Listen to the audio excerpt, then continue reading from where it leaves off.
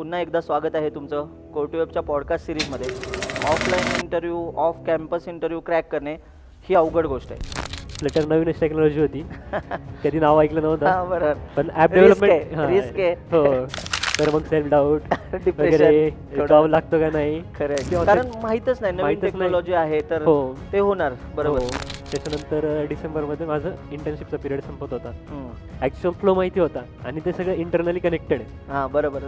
Blog प्रोव्हायडरचाच dependency. हो, dependency. मी लिंक्डइन, इंडीड, ग्लासडोअर वगैरे बरेच प्लॅटफॉर्म सगळेच यूज केले होते.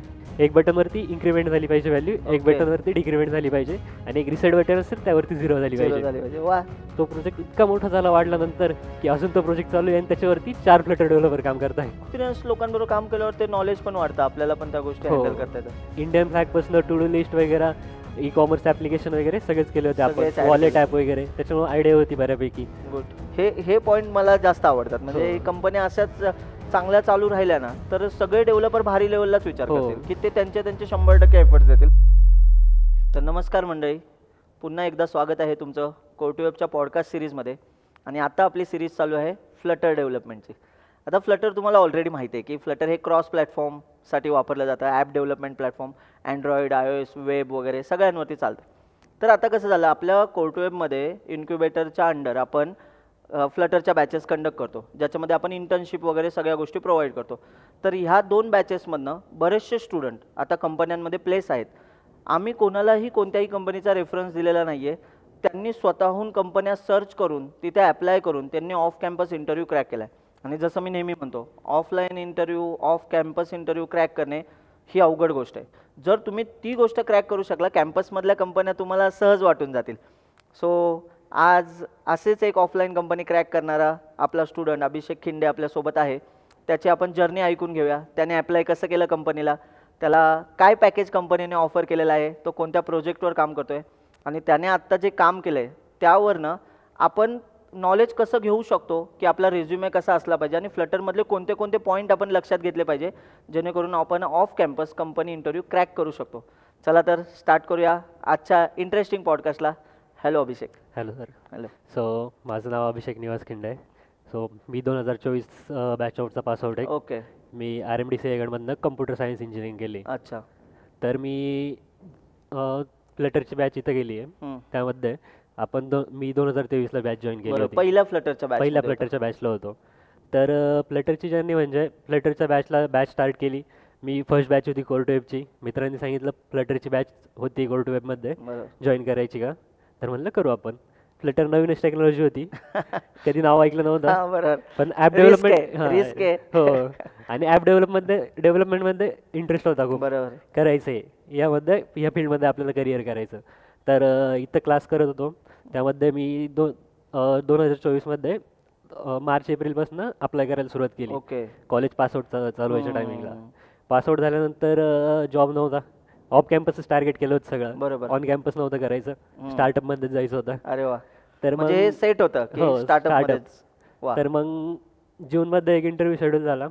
तर तिथं नाही झालं. त्याच्यानंतर मग 1-2 महिने घरी गेले. अच्छा. मग ते 1-2 महिन्यात असं होतं की जॉब नाही आहे. तर मग सेल्फ डाऊट वगैरे, जॉब लागतो का नाही. तर मग सप्टेंबरमध्ये वगैरे मी FC रोडला एक कंपनी आहे कोपो व्हेंचर्समध्ये, त्यांच्याकडे इंटरव्ह्यूसाठी मला कॉल आला. तर मग तिथं अप्लाय केलेलं होतं. तर इंटरव्ह्यूसाठी बोलवलं. तर इंटरव्ह्यूला गेलो.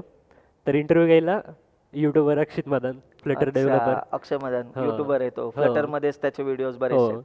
तर इंटरव्ह्यूसाठी बोलवलं. इंटरव्ह्यूसाठी गेलो. 4 वाजले वगैरे असे होते.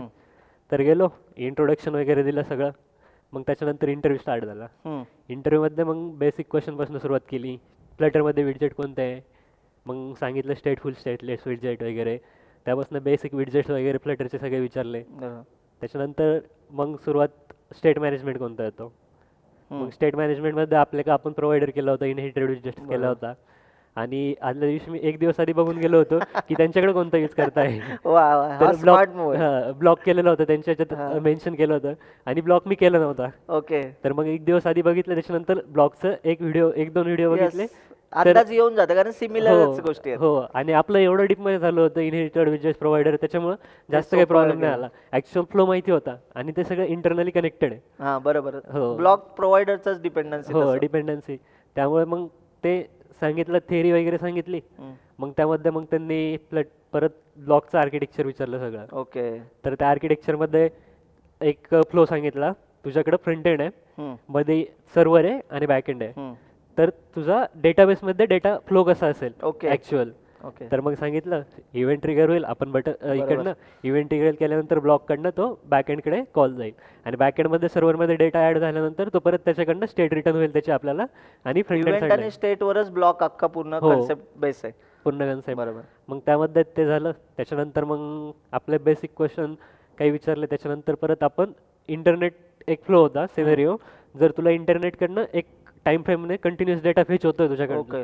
तू विजेट ॲपवरती कसं शो करशील, कोणते विजेट यूज करशील. ओके. मग तिथं आपण ब्लॉक बिल्डर यूज करू शकतो बरोबर. किंवा फ्युचर बिल्डर किंवा स्ट्रीम सबस्क्रिप्शन. तर मग ते सांगितलं.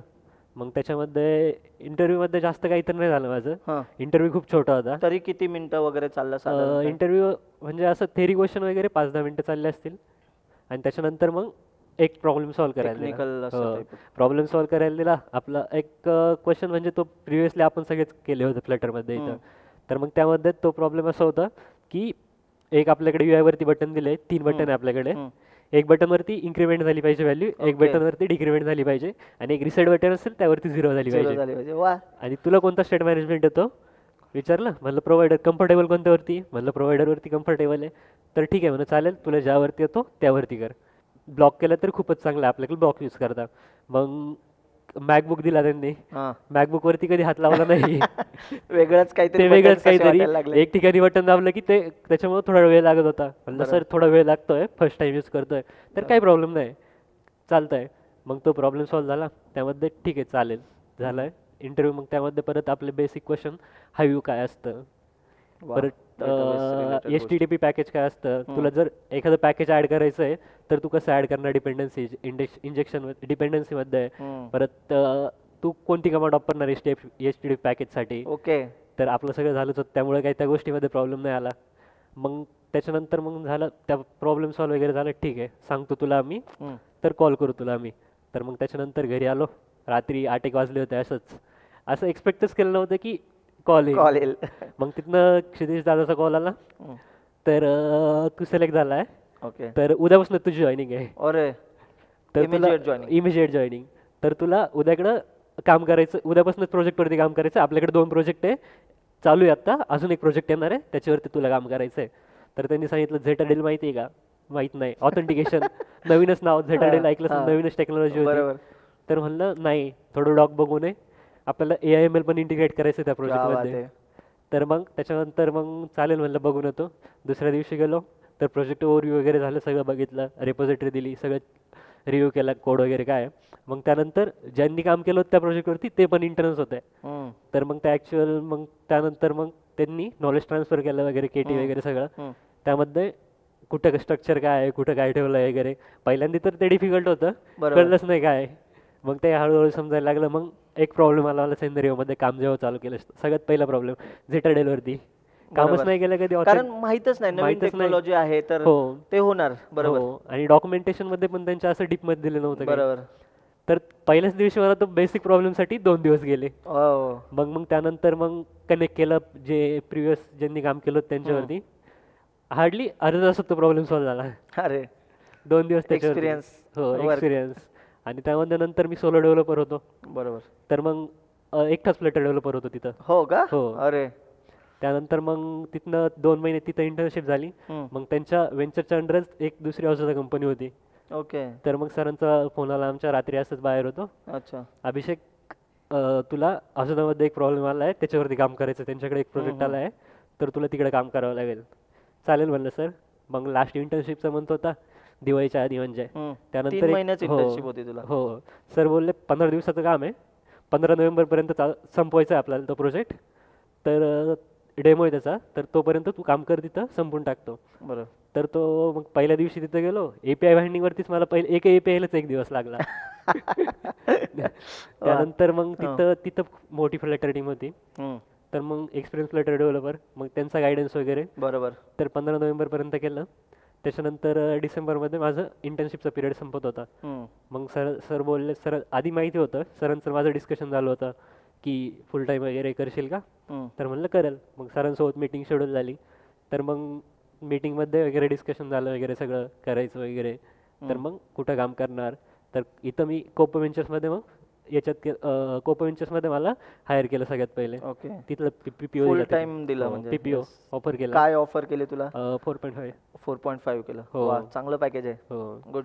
त्यानंतर मग तिथं फुल टाइम करत होतो, पण ॲक्च्युअल काम माझं अजूनमध्ये चालू होतं. तर तिकडं काम करत होतो त्या प्रोजेक्टवरती. तो प्रोजेक्ट चालूच होता.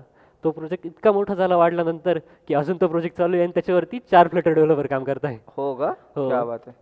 मग तिथं काम करत होतो, 2 महिने तिथं गेलं. त्याच्यानंतर मग परत लास्ट वीकमध्ये सरांचा मेसेज आला की त्यांना काम आवडलंय तुझं, तर ते बोलताय फुल टाइमसाठी आमच्याकडेच देऊन टाका त्याला. अरे वा. तर तुझं डिसिजन काय आहे क्या ते सांग बात. मला, तुझ्यावर डिपेंड आहे ते. मग तू काय सांगितलंस? मग चालेल सर म्हणलं, करतोय तिथं काम तर करतो. Good good. मोठी फ्लटर टीम पण होती, रोज नवीन नवीन गोष्टी पण बरोबर. शिकायला आणि भेटत एक्सपिरियन्स लोकांबरोबर काम केल्यावर ते नॉलेज पण वाढतं, आपल्याला पण त्या गोष्टी हो. हँडल करता येतात.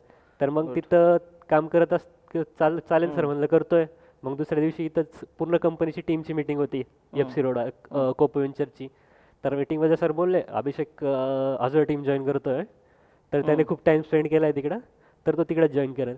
मग आता लास्ट वीकमध्ये तिकडेच फुल टाइम साठी कन्वर्ट करून ते कुठं लोकेशन तिथेच आहे की ते दुसरीकडे? औंधला आहे. औंधला आहे. ओके. हो.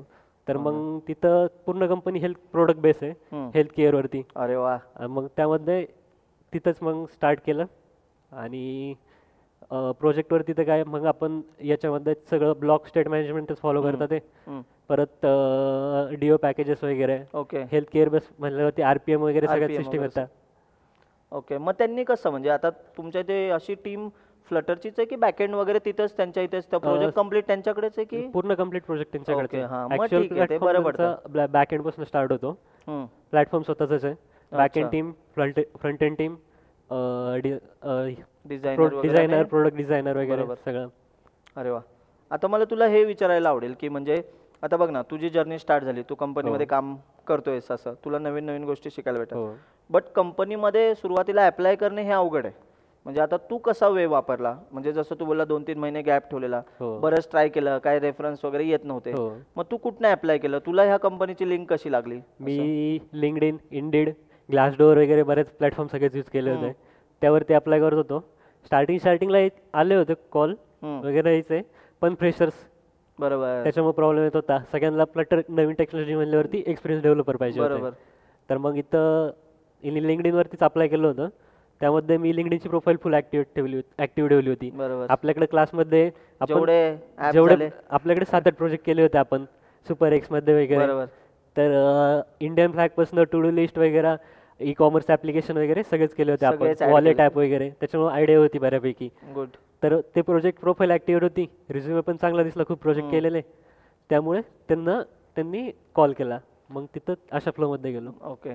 मग आता तू मला सांग की आता बघ ना, आपण स्वतः प्रोजेक्ट एक करणे, म्हणजे आता टीम मध्ये आपल्या इथे जे काही एक्सपिरियन्स डेव्हलपर नाहीत, फ्रेशर आपल्या बरोबरचे, तर आपण एक प्रोजेक्ट करणे आणि एक्सपिरियन्स डेव्हलपर सोबत काम करणे, ह्या दोन सिनारिओ मध्ये तू काय डिफरन्स बघतो?